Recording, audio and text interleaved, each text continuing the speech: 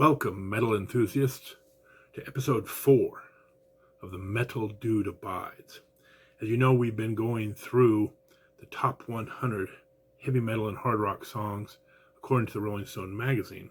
But I thought this week we'd take a brief detour, a brief departure from that list, although it has to do with that list, and do a quick artist spotlight on the band that came in at number 76, Avatar. As I mentioned in the video, Avatar is one of my favorite new bands, and I thought this would be the perfect opportunity to tell you all about them and to give you a quick album ranking of their top 9 albums. So without further ado, let's get into Avatar.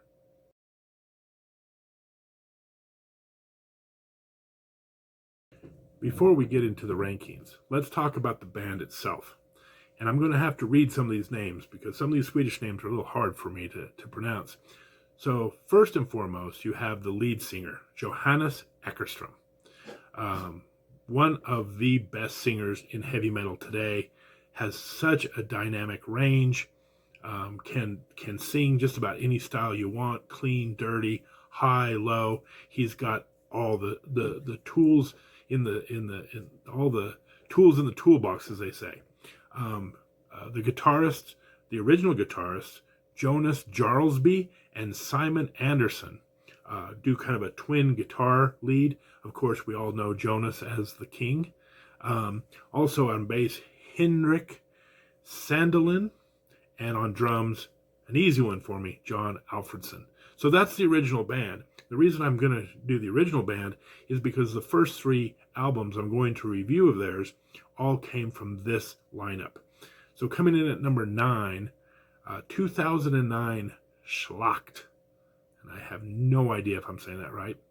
And coming in at number 8 is 2006 Thoughts of No Tomorrow. Now the reason I put number 9 and number 8 together is there's not really a lot here.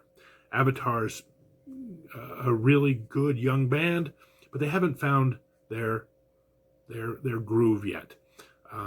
These are fine albums. I don't listen to them personally much. I went in, looked around. They have much better stuff to come, so I don't want to spend a lot of time on these 2 albums. So once again, number 9, 2009 Schlacht. Number 8, 2006 Thoughts of No Tomorrow.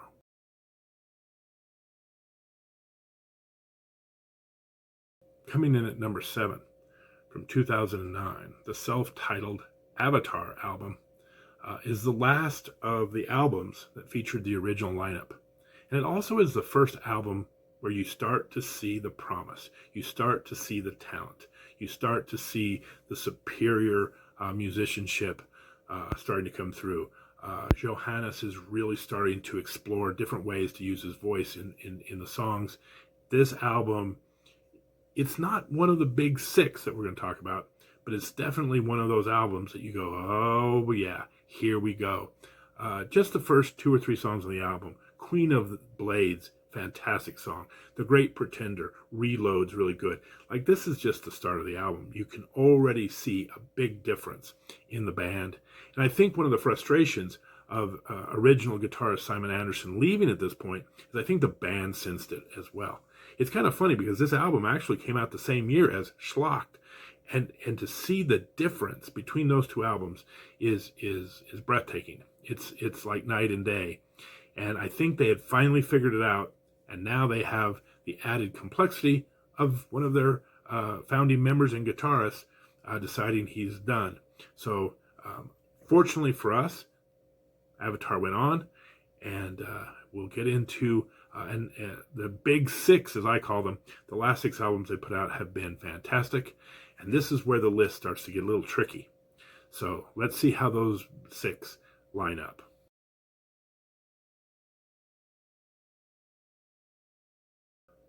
Now, before I list out the big 6, I would be remiss in not saying that as Simon Anderson leaves the band, Tim Årstrom comes into the band. And let me just say, Tim is a fantastic replacement. He's a great guitarist, and him and Jonas really play off each other well. The lineup that has now put out the great Avatar albums is now complete. Let's get into the numbers, the top 6. Coming in at number 6, 2020's Hunter Gatherer. Now it's kind of funny. This is one of the newest in this string of 6, as you can tell. If you look at it chronologically, this would be the 5th one in this great stretch. But it didn't start off so hot. So we just finished an album, several good albums in a row. This album's coming out. There's lots of anticipation. And the first single they put out was Silence in the Age of Apes. Good song, but not quite at that Avatar quality, if you know what I'm saying. Like, it was good, but it wasn't great. And then they had God of Sick Dreams as the second single. And it was equally good, but not great. And I started to get a little scared that maybe this was going to be the Avatar album that just wasn't as good as their others. And then right before they released the album, they had one more single that came out, Colossus. And all my fears were swept away. This song is so good. It is so heavy. The chorus is so heavy that it will literally shake the mantle of the earth when you play it. It is fantastic. And then to see it live, even better. This song, just really took away my fears. I'm like, oh boy, Avatar, this is what I want to hear from them. Colossus. And then when the album came out, I realized there was so many good songs of this album that really I found it puzzling, the singles that they led with, because there are better songs on the album. A Secret Door with a wild cameo from Corey Taylor doing whistling. Child, heavy, dark. And one of my personal favorites, all the way at the back end of the album, Wormhole, where they do this slide guitar riff that is just mesmerizing. So heavy, so good. And I was so happy. Sometimes when you go see a band in concert, you hope they play your favorite songs. Wormhole's the last song on the album, so I was like, I was skeptical I was going to play it. Not only did they play it kind of like as an encore. They had great lighting for this and really poured everything into it. Did this song fantastic live. So again, I want to point out, these are 6 of the best albums you're ever going to hear. So even though Hunter Gatherer comes in at 6, do not be fooled by its ranking. It is badass.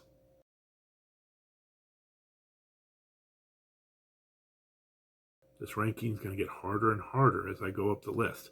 But at number 5, I'm going to go with 2014's Hail the Apocalypse. This song, in some ways, is their heaviest album, maybe their darkest album, but yet also has 2 of their best ballads. And I use ballads a little bit loosely. When I talk about ballads, I don't talk about the cheesy hair ballads that were going on, hair metal ballads that were going on in the 80s. They gave ballads a really bad name. I'm just saying there's sometimes you can soften it up, slow it down a little bit, but be really dark and heavy. And in this case, they have 2 very good songs. One, the disturbing Bloody Angel, which by all interpretations and the video that accompanied it, think of it as like, can you imagine you're this good person, but you've been swept into this evil thing, like perhaps like you are part of the Nazi army and your job is to slaughter literally millions of people. And you have this kind of Jekyll and Hyde thing going on. Bloody Angel is very disturbing, very dark, but one of their best songs. And then they have the song Tower, which is extremely creepy and dark and very different. But it's a departure from that heavy, loud, fast Avatar style. And again, we talked about this with Colossus. Tower is one of the great songs that they play live because it really gives the audience great chances to sing along to this. And of course, you can't talk about this album without talking about the title track, Hail the Apocalypse, one of the best, heaviest songs that Avatar ever did. This album is a monster. I can't believe it's coming in at number 5, but there are 4 more albums that I like just a little bit better.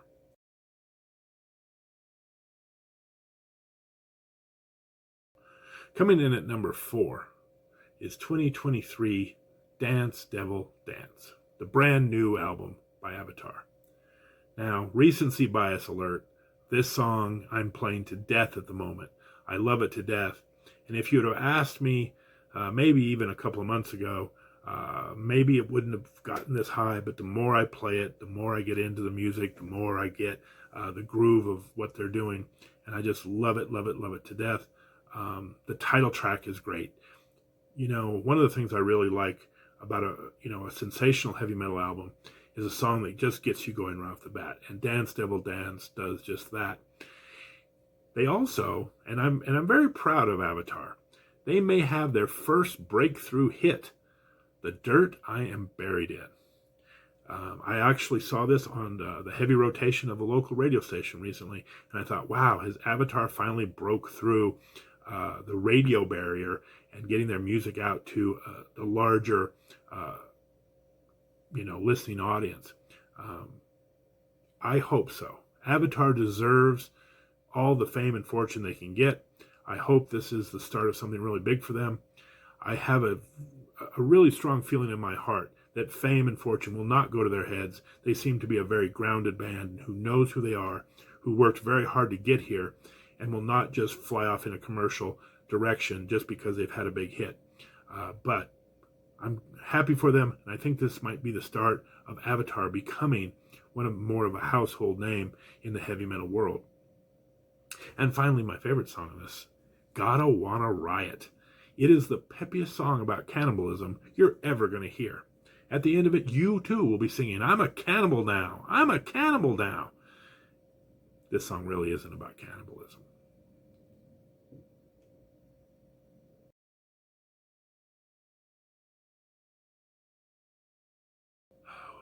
What I'm about to do is going to kill me inside a little bit, but at number 3, 2018's Avatar Country. Why is this so difficult for me? Because this is probably the Avatar album that's closest to my heart. My favorite Avatar album. So why isn't it number 1? Because there are some uneven moments in the album. There's some speaking moments. There's some long solos in here, some instrumental songs, But when they're singing, when they're playing music, when they're singing about the king, it's just glorious. So, I've always wondered why I liked this album so much and why it was a little bit different than all their other albums. And I read an interview with them once, and they said that this was kind of their tribute to Manowar. And for those of you who may not know me yet, you'll find out soon enough, I am a big mark for Manowar. Love their music, always have. And so this band coming out and doing kind of a Manowar type album probably explains why I love it so. But let's talk about the songs, because it is a concept album, if you will, and you'll notice all these songs are sang to the king, Legend of the King. What a great guitar solo. Saw this band live on this tour. The king comes rising up from the backstage and just launches into this fantastic guitar solo. Love Legend of the King. King's Harvest, probably my favorite song. A little darker, a little heavier, a little more riffy. A Statue of the King's fun. King After King. It just goes on and on. But it is a little uneven. So I'm going to put it in at number 3. But just know, it breaks my heart to do so.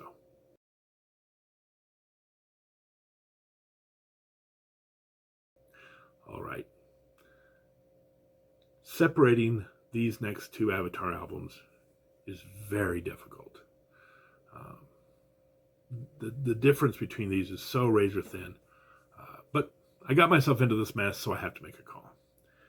So at number 2, 2016, Feathers and Flesh. Now, we talked about Avatar Country being my favorite album. We talked about Hail the Apocalypse being maybe a heavier, darker album. Dance Devil Dance, maybe a more commercial album. But here, we have by far their most brilliant album. It's a concept album about an owl and an eagle fighting for forest supremacy. and it is probably the best concept album. I mean, it rivals Queensryche's Operation Mindcrime as maybe the top two concept albums I've ever heard in my life. That's how good this thing is. There is an accompanying book to this that explains all the songs. If you have a chance to purchase that as well, highly recommend it. It really explains everything. You'll be blown away. Unbelievable depth to this album. And not only is it brilliant in its storytelling, but it kind of has a very cool beginning, because the first song on the album is Regret, which takes us to the end of the story. Then that's followed by House of Eternal Hunt, which is truly the beginning of the story. So it has kind of a heavy metal pulp fiction thing going on here, where it mixes things up a little bit, and you actually start at the end before you get to the beginning. And just so happens, Regret, House of Eternal Hunt are probably my two favorite songs on the album by far. They're both brilliant. And that's how they start the album. And it's a perfect album. Every song on this album is at least good, if not great. Just throw one more in there. When the Snow Lies Red. The guitar riff in there is so unique and so different from anything they've done in their catalog. I love this album. I cannot endorse it enough. And you're probably thinking to me, the most brilliant album ever, a perfect album. What could possibly beat it? I think you know the answer.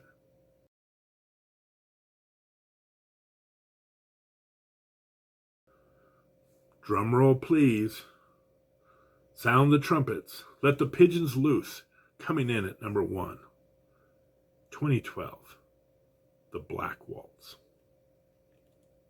This album's impossible to beat. Every song on it is great. They have probably their signature song, the song that was listed on our top 100 list, Smells Like a Freak Show. You go see them in concert, they're going to play the song, and they're going to knock it out of the park every time. It is a fantastic song. I had seen Avatar. I was kind of dabbling in Avatar. But it was Smells Like a Freak Show that put me over the top. I was like, holy cow. This band is fantastic. This is my kind of heavy metal. It's heavy, but it moves. Again, Johannes does so many different things with his voice. You'll see it in this album, especially Torn Apart, Napalm, Black Waltz, Let It Burn. All of these songs are different.